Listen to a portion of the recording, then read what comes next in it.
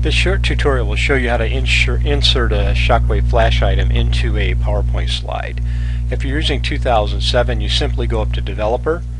Now if I was using 2003, I would want to go into View, Toolbars, and the Control Toolbar. When you do that, you have a series of controls. The one you want is the hammer and the wrench. This is the More Controls, and this is available also in the 2003 settings I just mentioned. When I click on that, it's going to give me a list of items that I can use with my PowerPoint slide. I'm going to scroll down until I find Shockwave Flash Item. I click on that and say OK, and then in my slide I simply draw the box where I want the flash item to be. When I finish that, I right click on it and I say give me the properties.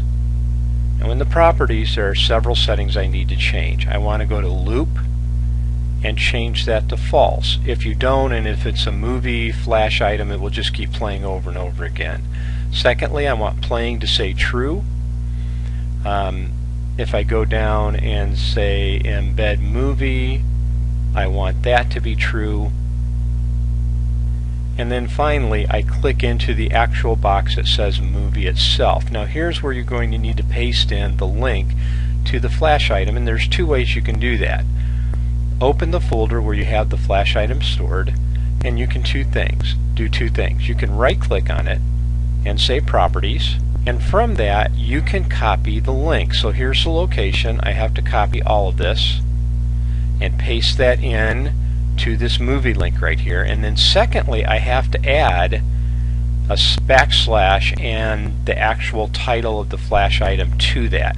Now there is a simpler way to do it if your Shockwave items are opening within an Explorer. Simply double click on the item. That's going to open it up for me in Internet Explorer. When it opens, I simply go up to the address bar, I copy that URL, I go back to PowerPoint to my movie blank, and I paste that URL in. And I'm just going to back up to make sure I have the whole thing, which I do, and I'm done with that.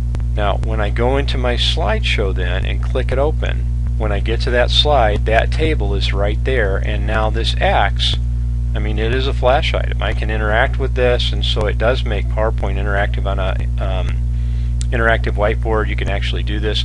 I will tell you this, before you get ready to go to the next slide though, you need to click once outside the slide to go to the next slide, or what will happen is it will be stuck in that Shockwave flash item. So just click out of it once and then you can go to the next slide.